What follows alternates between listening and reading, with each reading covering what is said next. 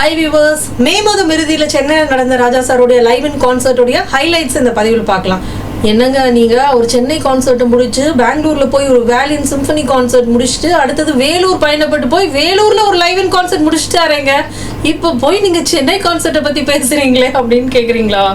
Daily அவர் ஒரு சம்பவம் செய்கிறாருங்க, ஈடு கொடுக்க முடியலங்க.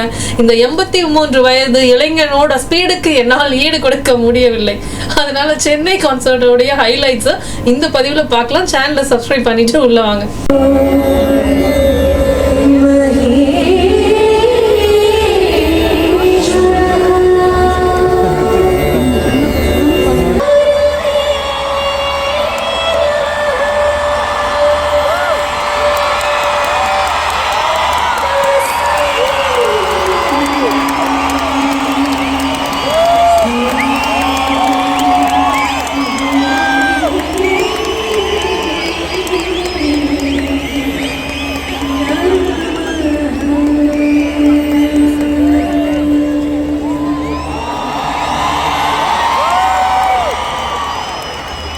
புள்ளிவிவரத்துறைக்கு ஷாக் கொடுக்கும் ராஜா சாருடைய புள்ளிவிவர கணக்குகள். அதை ஒவ்வொரு கான்சர்ட்லயும் டிஸ்பிளே பண்ணும்போது பெருமிதமா இருக்கு.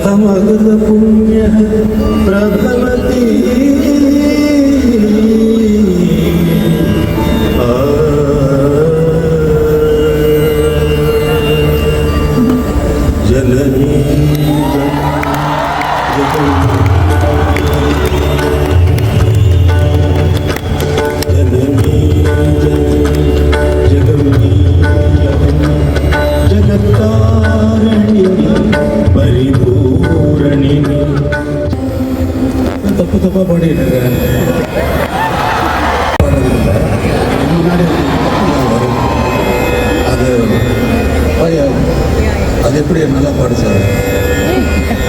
அமுதே தமிழே அழகிய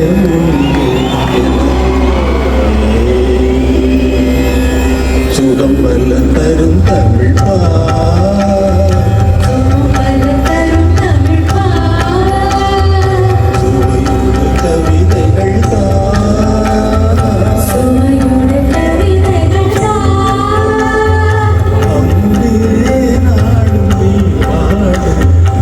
தமிழே நாளும் நீ பாடு.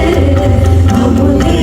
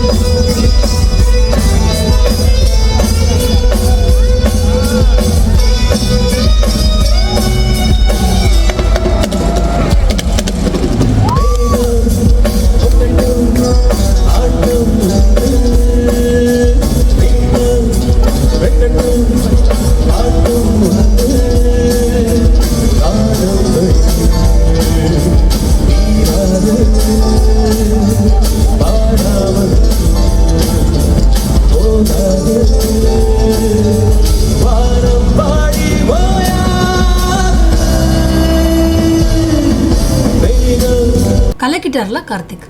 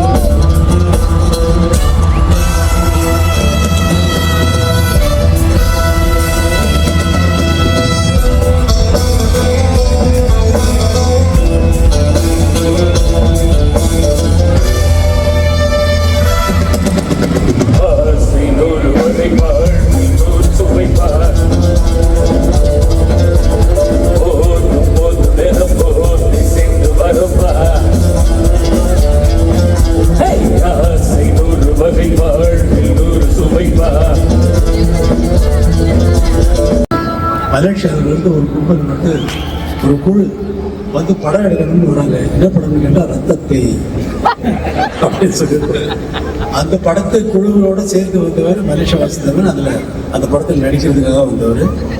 ஜி.கே. வெங்கடேசன் நான் ஒர்க் பண்ணிட்டு இருக்கிறப்ப அவர் பாட்டுக்கு சான்ஸ் கேட்கறதுக்காக ஜி.கே. வெங்கடேசன் பார்க்க வருவார். அப்போ அறிமுகமானவர் அவர். இந்த பாடலில் முக்கியமாக வந்து ஜான் நெப்டியூன் அப்படிங்கிற ஒரு ஜாஸ் மியூசிஷியன் வந்து அந்த நேரத்தில் ப்ரோக்ராமுக்காக வந்திருந்தாரு. அவர் என்னை பார்க்கறதுக்காக ஸ்டுடியோவுக்கு வந்த நேரத்தில் இந்த பாடல் எழுதிக்கிட்டீங்க, அந்த பாடலை வாசிக்க முடியுமான்னு கேட்டால் உடனே ஒத்துக்கிட்டாரு. நான் வாசிக்கிறேன். அந்த பீஸ் தான் நெப்போலியன் காட்டில்.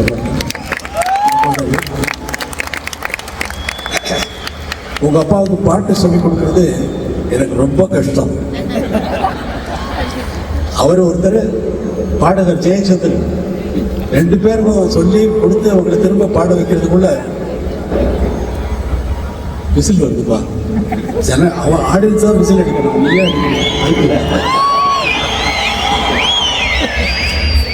இந்த பாடல்ல வந்து ஆசை நூறு வகை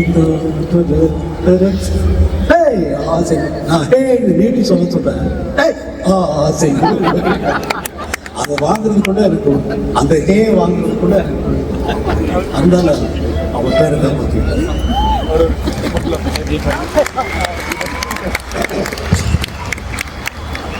மலேசியாவிலிருந்து நிறைய ரசிகர்கள் இங்கே வந்திருக்கிறீர்கள் என்று தெரியும்.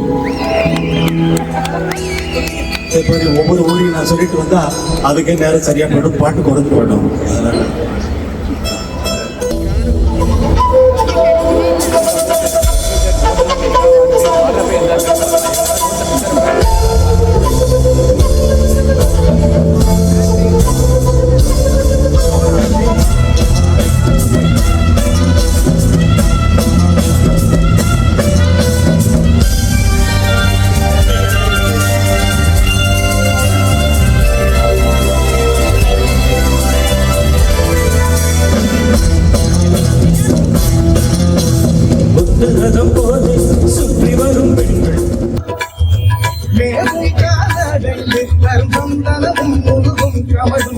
சந்தனமும் முருகும் கமழும் பல சங்கலின்றி குழந்தி வளர்ந்த பொன்னேயாத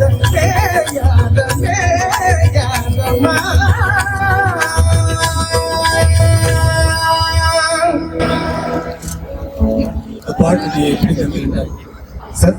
எப்படி எங்க இருந்து கத்துக்கிட்ட இந்த பாடலை? நீங்க சொல்லுங்க. சொல்லுவாங்க. இது நான் சொன்னதில்லை. இது சங்கரதாஸ் சுவாமிகள் சொல்லி நாடகத்தில் தந்தை என்று போற்றக்கூடிய, தமிழ்நாடை போற்றக்கூடிய பெரிய ஒரு கம்போசர் கம்போஸ் பண்ணது. ஒரே நாள் நாடக தந்தை சங்கரதாஸ் சுவாமிகள் இயற்றிய அவர் வந்து ஒரு நாடகத்தை வந்து இவ்வளவு விஷயம் உள்ள இந்த பாடலை எஸ்.ஜி. கிட்டப்பாவும் டி.ஆர். மகாலிங்கமும் பள்ளி திருமணம் போன்ற ஸ்பெஷல் நாடகங்களில் பாடி பாடி பாடி பாடி சினிமாவெல்லாம் வராத காலத்திலே நாடக மேடைகளிலே பாடி சங்கீதத்தை வளர்த்தவர்களில் சங்கீதம் வளர்வதற்கு காரணமாக இருந்தவர் சங்கரதாஸ் சுவாமிகள். அவர் வாழ்ந்த இடத்தை போய் இப்ப நான் பார்த்தேன். அவர் இருந்த ரூம் அவர் வந்து யாருக்கும் தெரியாம நான் போய் பார்த்தேன். ஒரு நாள் இரவில் ஒரு நோட் புக்கு, ஒரு பென்சிலு, ஒரு பீடி கட்டு, அதோட ஒரு வத்தி பெட்டி.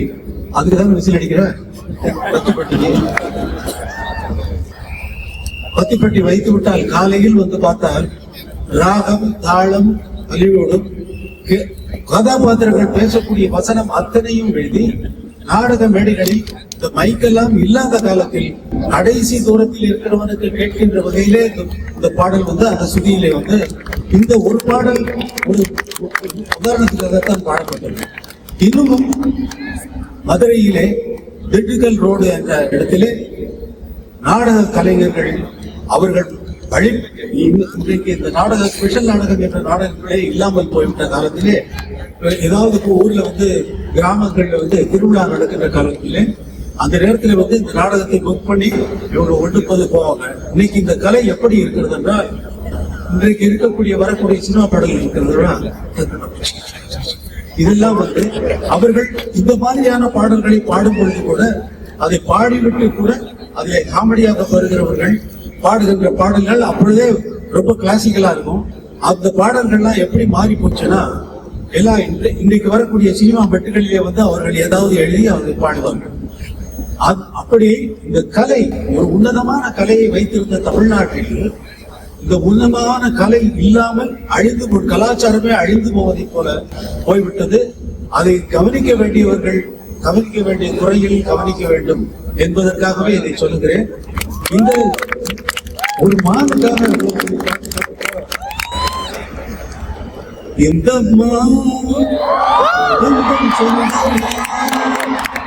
பக்கம் வந்துதான் பாடும் சிந்தை கொள்ளாடும் ஜீவனே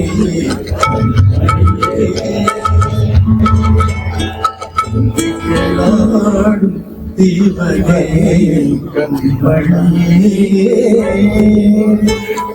சொந்தமா முந்தன் சொந்தமா பக்கம் வந்துதான் சிந்து பாடும் சொந்தமா முந்தன் சொந்தமா பக்கம் வந்துதான் சிந்து பாடும் பாலிலே பழம் விழுந்து தேனிலே நனைந்ததம்மா பூவிலே மாலை கட்டி சூடுவேன் கண்ணா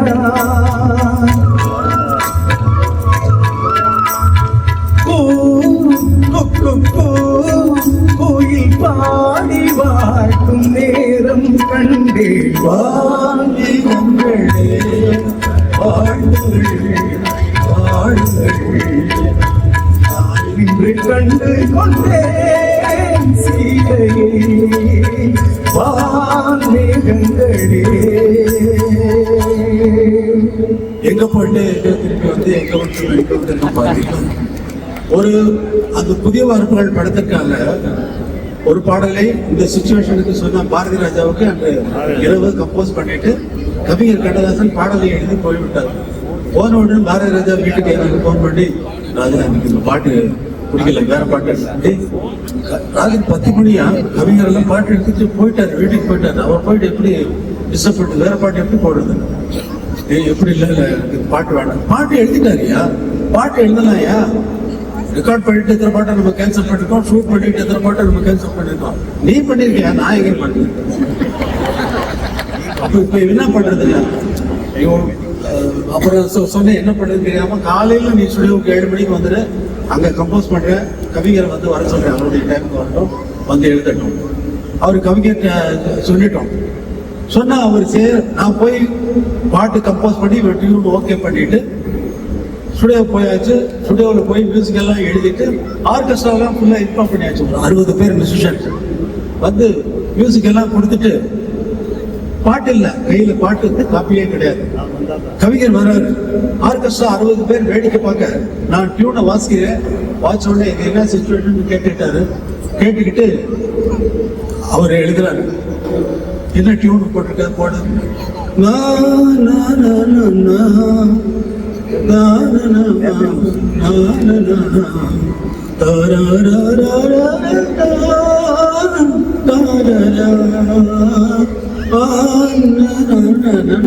வான்மேகங்களே ஒரு தடவை பாடு, வான்மேகங்களே தாரடா பாட்டுங்கள், தாரடா பாடுங்கள்,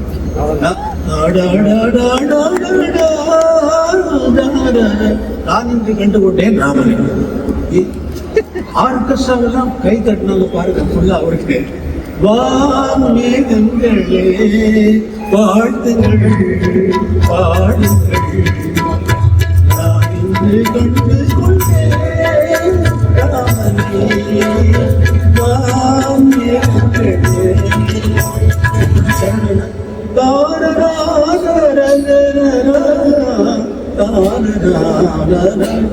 மாலிலே படம் விழுந்து தெரியல,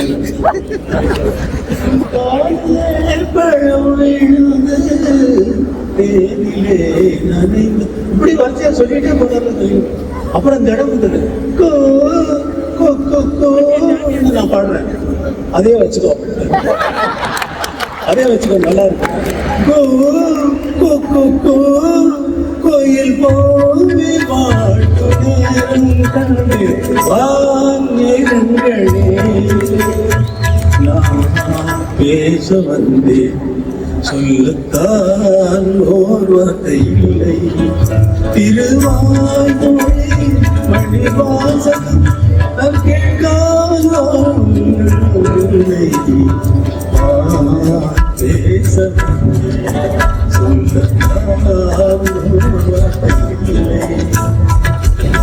அப்படியெல்லாம் நானே பாடிட்டே போயிட்டு இருந்தா போயிட்டே இருக்கேன். ஒரு ஜீவன்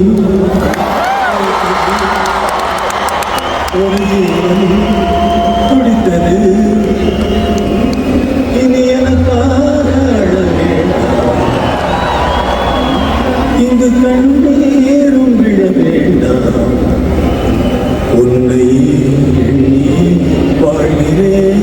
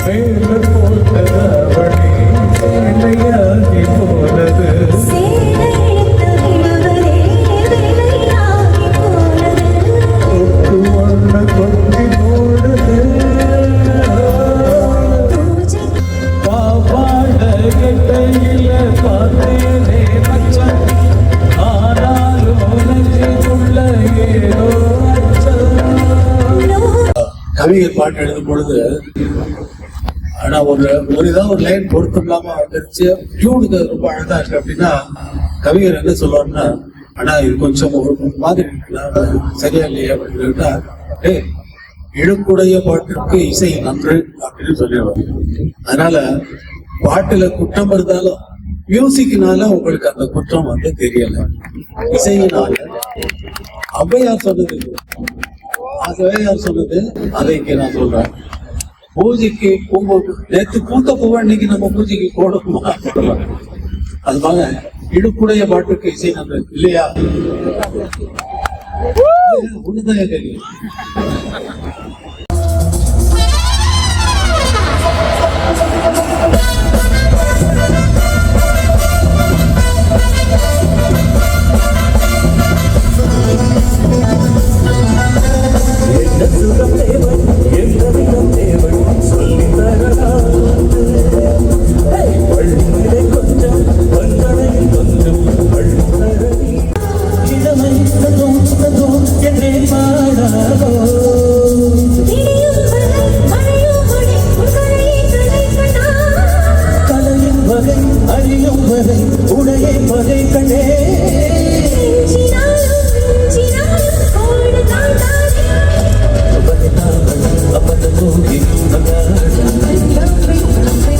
இந்த கான்சர்ட்ல சில பாடல்களுக்கு கார்த்திக் போன அந்த ஹை பிட்ச் அபாரமா இருந்தது.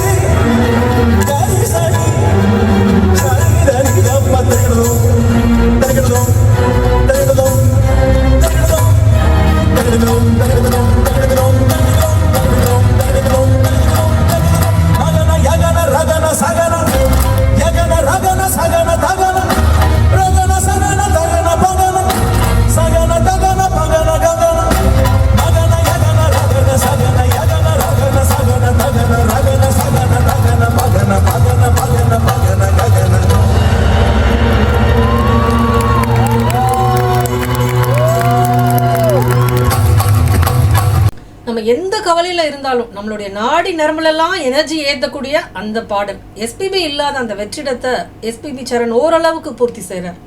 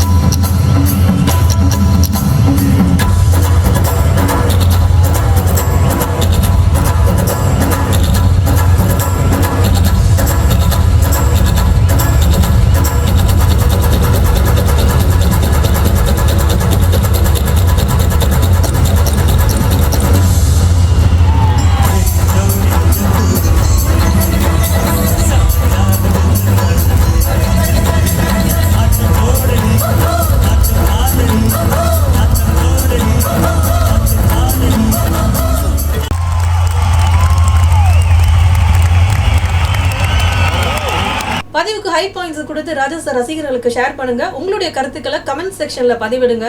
தொடர்ந்து ராஜா சாரோடு பயணிக்க சேனலை சப்ஸ்கிரைப் பண்ணி பெல் பட்டனையும் ஆல் பட்டனையும் அழுத்தி வச்சிடுங்க. அடுத்த பதிவில் சந்திக்கலாம்.